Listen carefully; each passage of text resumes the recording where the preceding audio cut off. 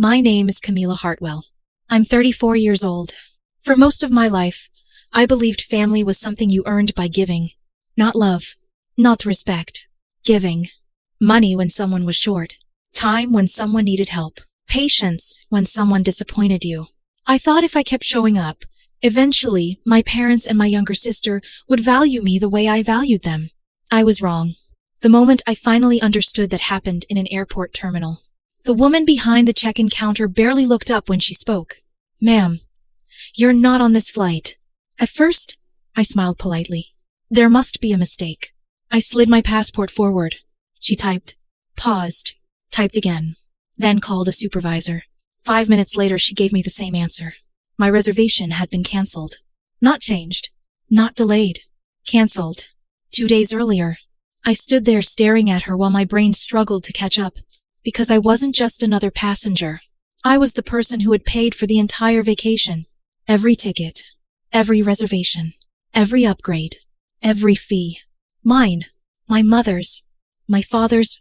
My younger sister's. I had booked everything. Then I heard laughter behind me. My family. My mother was talking loudly about airport boarding groups. My father was already discussing drinks by the pool. And my sister. My sister turned at exactly the moment I looked back. For 1 second our eyes met. Then, she lifted her phone, took a selfie with the boarding gate behind her, and smirked. Not a confused smile, not surprise, a smirk. Then she turned away, and kept walking. No one stopped. No one asked where I was. No one looked back. That's when reality hit me. They knew. Every single one of them knew. This wasn't an accident. This wasn't a booking error. They had removed me. Deliberately. I remembered little moments from the previous week. My mother casually mentioning baggage fees. My father complaining about a declined card.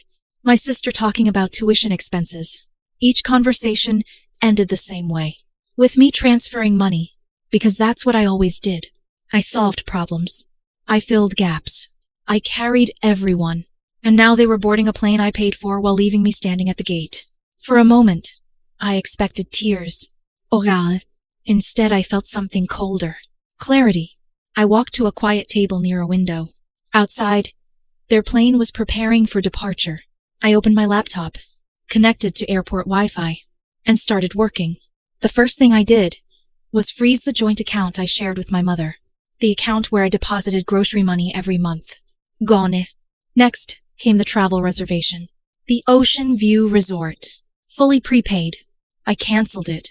Every room. Every reservation. Every upgrade. Gone. Then Netflix. Disney Plus. Streaming subscriptions. Family plans. Cloud storage. Anything connected to me. Anything I paid for. Anything they took for granted. Gone. The final thing I did was open our family group chat. I typed 7 words. Check your accounts when you land. I hit send. Then I switched my phone to airplane mode, ordered a drink, and watched their plane disappear into the clouds. What they didn't know was that while they were flying toward paradise, I had already made a decision. I wasn't ending a vacation. I was ending a pattern. I was done being their emergency fund, their safety net, their invisible support beam. And for the first time in years, I felt strangely calm. Hours later, they landed. I know because my sister posted a photo from the airplane window. Palm trees, sunlight, smiling faces, no mention of me, no acknowledgement of what they had done. Then my phone began exploding. My mother first. Camila, the hotel says there's no reservation. My father, our cards aren't working. Then my sister, message after message, call after call, voice notes piling up. None of them started with an apology. Not one. Only confusion. Then, panic. Then anger. By evening, my sister finally sent the question she couldn't avoid. Why would you do this to us? I stared at the message. And for the first time in my life, I didn't rush to answer. Instead, I booked myself a hotel suite in Seattle. Rain hammered the windows most of the week. I ordered room service, ignored notifications, and watched from 1,000 miles away as their perfect vacation collapsed. On the second night, I received a text from my cousin Ethan. We had never been particularly close, but his message stopped me cold. Your parents are telling everyone you abandoned them. Are you okay? Abandoned them. I read those words twice. Then I typed back. They removed me from the flight. They planned it. They took the trip I paid for and left me at the gate. Several minutes passed. Then his reply arrived. 3 simple words. I believe you. I didn't realize how badly I needed someone to say that. Just one person. One witness. One voice confirming I wasn't crazy. By the 3rd day, my sister's social media had gone silent. The glamorous vacation photos stopped. The smiles disappeared. And something told me this story was only beginning. Because families don't betray someone like that overnight. Something deeper had been broken long before that airport. And soon I was about to discover just how much of their lives had been built on mine. The real fallout didn't begin in Cabo. It began when they came home. They landed back in the United States on a Monday night. No glowing vacation stories. No expansive souvenirs. No perfect family photos. Just exhaustion, mounting credit card problems, and the lingering frustration of a trip that had gone spectacularly wrong. What they expected was for me to eventually answer the phone, to explain, to apologize, to step back into my role. What they found instead was absence. The guest room in my parents' house was empty, completely empty. The rug was gone. The television was gone. The bookshelf was gone. Even the espresso machine I'd given them for Christmas had disappeared. Anything I had purchased, anything I had paid for, anything that belonged to me, I had reclaimed it. On the kitchen counter sat a single printed note. No signature. No handwriting. Just one sentence. You don't get to cut someone out and still keep the parts you like. According to Ethan, nobody spoke for several minutes after reading it. My mother apparently walked through the house, opening cabinets and closets, as if I might suddenly appear. My father sat at the dining room table staring at the note. My sister locked herself in her room. For once, there was no easy solution. No quick phone call. No emergency transfer from me. 3 days later, the next crack appeared. I received an email from my sister's university. A tuition payment had failed. She had used one of my cards again. A card she assumed would always be available. A card I had canceled while she was drinking cheap bottled water in a motel outside Cabo. Within days she was dropped from her classes. When Ethan told me, I felt something unexpected. Not satisfaction, just sadness. Because even then, she still didn't understand what had happened. She thought the problem was the canceled card. The real problem was that she'd built her future on the assumption that I would always save her. The collapse continued. My father's insurance coverage became complicated after my financial support disappeared. Medical bills started arriving. Phone calls followed. Collection notices. Payment plans. Stress. Meanwhile, my mother's online business began unraveling. For years, I had quietly managed everything behind the scenes. The website, the advertising accounts, technical support, subscription services, backups, security. She liked telling people she ran a successful business. The truth was that I had been the engine keeping it alive. Without me, things stopped working. Invoices bounced. Accounts froze. Advertising campaigns vanished. My mother initially blamed technology, then customer service, then the economy, then everyone except herself. She emailed me repeatedly, long messages accusing me of sabotaging her. I never answered. There was nothing left to explain. Weeks turned into months. One evening, my phone rang from a blocked number. Normally, I ignored those calls. That night, I answered. Silence greeted me. Then my sister's voice. Quiet, flat, strangely empty. I need help. No apology. No acknowledgement. Just those 3 words. I closed my eyes. For years, those words had controlled me. I need help. Every crisis. Every emergency. Every financial disaster. Always me. Always expected. Finally, she spoke again. I didn't think you'd actually leave. A soft laugh escaped me before I could stop it. Not cruel. Not angry. Just tired. You already left me first, I said. The silence on the other end felt endless. Then I added quietly, I was just the last one to notice. I hung up, and that was the last conversation we had for a very long time. 6 months passed. I moved to a new city, a new apartment, a new life. For the first time since college, I wasn't managing anyone else's problems. I woke up without emergency texts, without requests for money, without guilt. The silence felt unfamiliar at first. Then it felt wonderful. One rainy afternoon, a letter arrived. No return address. My name printed carefully on the envelope.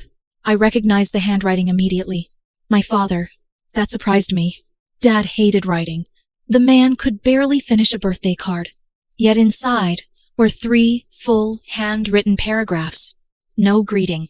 No date. No formal opening. Just words. He wrote that things had become difficult after the trip. That my mother blamed everyone. That my sister had dropped out of school. That she was drinking too much. That she was staying with friends because she couldn't afford housing anymore. He mentioned the car I'd helped finance had been repossessed. He mentioned arguments. Stress. Bills? Silence. Loss. He never actually apologized. Not directly. Instead, he danced around the truth. Then I reached the final paragraph and stopped reading for a moment. The last sentence hit harder than anything else. You were the one thing holding this family together. Without you, it's like the roof caved in. I sat at my kitchen table staring at those words. For years I had begged them to see me, to value me, to acknowledge what I contributed. Now, after everything had collapsed, my father finally understood, at least partly. I never wrote back, but I kept the letter. For months, it stayed attached to my refrigerator with a magnet shaped like a lemon. Every time I saw it, I thought about something Dad used to say. Life keeps handing me lemons. Maybe for the first time, he understood where they came from. Ethan continued sending occasional updates. My mother kept trying to revive her business. My father jumped between temporary jobs. My sister posted cryptic messages online about betrayal and toxic family members. The irony was almost painful. Then one evening, Ethan sent another message. They're talking about taking another trip. I stared at my screen. Another trip? They had lost savings, lost stability, lost income. Yet somehow, they were already dreaming about another vacation, as though changing locations could somehow erase consequences. Then Ethan sent a second message. They still think you'll help eventually. That was the moment something settled inside me. A final realization. They still didn't understand. They thought this was a phase, a punishment, a temporary rebellion. They believed sooner or later I would return to my old role, the dependable daughter, the provider, the rescuer. But they were wrong, because while rebuilding my life, I had discovered something that changed everything. Evidence. Evidence proving the airport betrayal had never been a joke, never been a misunderstanding, never been an impulsive decision. And once I uncovered it, I finally understood just how long they had been planning to leave me behind. The evidence had been sitting there the entire time, hidden in plain sight. Months before the trip, I had created a shared cloud folder for our vacation. Nothing unusual, just a place for travel confirmations, passport copies, boarding passes, and reservation details. Everyone uploaded documents into it without thinking. My parents, mi sister, me. After moving to my new city, I rarely opened it.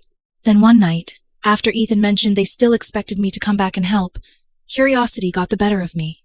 I logged in. At first, I found exactly what I expected. Flight information, travel insurance forms, copies of identification. Then, I noticed several files I didn't remember seeing before. Screenshots, financial records, random uploads, and one audio file. No title, no description. Just a date. I clicked it. My sister's voice filled the room. She was laughing. Not nervous laughter. Not uncomfortable laughter. The kind of laughter people use when they're being cruel and enjoying it. There was another woman with her. Probably a friend. Then I heard the sentence that made my stomach tighten. She's not even going to notice until we land. More laughter. I sat perfectly still. Then my sister continued. I bet she won't even make a scene. She'll just sulk and disappear. Another laugh. And then, the final blow. Honestly, the trip will be better without her. The recording ended. For several seconds I couldn't move. Not because I was shocked. Deep down I already knew. The airport had told me everything. But hearing it spoken aloud stripped away every remaining illusion. There had never been confusion. There had never been misunderstanding. There had only been choice. They chose to humiliate me. They chose to exclude me. And they expected me to keep paying for the privilege. I listened to the recording 2 more times. Not because I needed proof. Because I needed closure. Then, I saved copies. backed everything up, stored it securely. Not for revenge. Not because I intended to expose them, but because if they ever tried to rewrite history again, I would have the truth. A few weeks later, Ethan contacted me with another update. My mother had been asking questions. Not about my health. Not about my life. Not about whether I was happy. She wanted to know if I still controlled the family trust my grandparents had established years earlier. A small trust. Nothing extravagant, but important enough. For years I had managed it because nobody else wanted the responsibility. The paperwork. The deadlines. The legal requirements. The boring work. Just like everything else. That same afternoon I contacted an attorney. Within days, certified letters were mailed. I formally resigned as executive manager of the trust. An independent attorney would take over permanently. Neutral. Professional. Unaffiliated with anyone. The decision wasn't emotional. It was practical. And it was irreversible. After that, the messages stopped. No calls. No emails. No guilt trips. Nothing. For the first time in my adult life, complete silence existed between me and my family. Months passed. Then nearly a year after the airport incident, something happened I never expected. There was a knock on my apartment door. It was an ordinary weekday.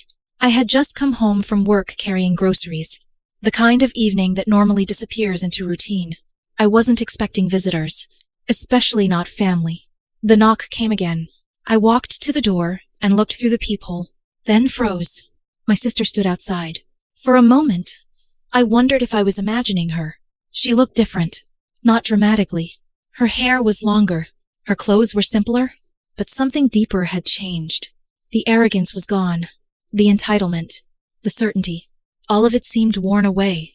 She looked tired, not physically, spiritually. I stood there for several seconds before opening the door. Neither of us moved. Neither of us smiled. Neither of us attempted a hug. She remained standing in the hallway, as if she wasn't sure she belonged anywhere near me anymore. For several moments, neither of us spoke. Then she finally said quietly, "I'm not here to fight." I waited. She swallowed, then began talking. The words came slowly. The house was gone. 3 months behind on mortgage payments. Utilities had been disconnected one after another.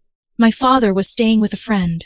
My mother had moved in with her sister in Arizona, and my sister herself had spent months sleeping on couches and spare beds, moving from one temporary place to another, listening to people tell her things she didn't want to hear.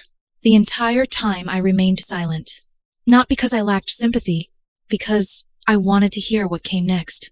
Eventually she looked down at the floor, then spoke the sentence I had spent years believing would never come. We did it to ourselves. The hallway felt impossibly quiet. No excuse, no blame, no accusation, just truth. Simple and painful. She took a breath. We kept saying you abandoned us. Her voice cracked slightly. But you didn't. For the first time she looked directly into my eyes. We abandoned you. I felt something shift inside me. Not forgiveness. Not yet. Something gentler. Relief. Because at last, someone else had said it. Someone from inside the story. Someone who had been there. She continued, "I don't expect anything from you. No request for money. No request for housing. No request for help. I just needed you to know that I understand now." Another silence settled between us. For years I had imagined this moment. Imagined confrontations. Arguments. Tears. Apologies. Instead there was only exhaustion. And honesty. Finally I stepped aside and nodded toward my living room. Toward the couch. Toward the possibility of staying a while. She glanced inside, then shook her head. "No." A faint, sad smile crossed her face. "I just wanted to tell you." Then she turned and walked away. I stood in the doorway watching her disappear down the hallway until the elevator doors closed behind her. That night, I sat alone in my kitchen, long after midnight, thinking, remembering, letting years of anger drift through my mind. And for the first time since the airport, I realized something important. I wasn't angry anymore. The anger had burned itself out. Not because they suffered, not because they lost the house, not because life punished them, but because they finally understood. They finally knew what it felt like.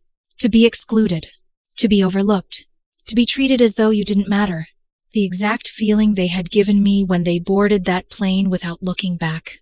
People often assume revenge is loud, explosive, dramatic. Mine wasn't. I never destroyed their lives. I never exposed them publicly. I never released the recording. I never started a war. I simply stepped away. I stopped carrying the weight they kept placing on my shoulders. And once I did, gravity handled the rest. The truth is that I spent most of my life believing I needed my family in order to be whole. But standing in my quiet apartment that night, surrounded by the life I had built myself, I finally understood something different. Love is not measured by how much you sacrifice. Family is not defined by who takes from you. And peace begins the moment you stop trying to earn a place in the hearts of people who never intended to give you one. For years, I thought being needed meant being loved. Now I know better. And that realization gave me something they could never take away. My freedom.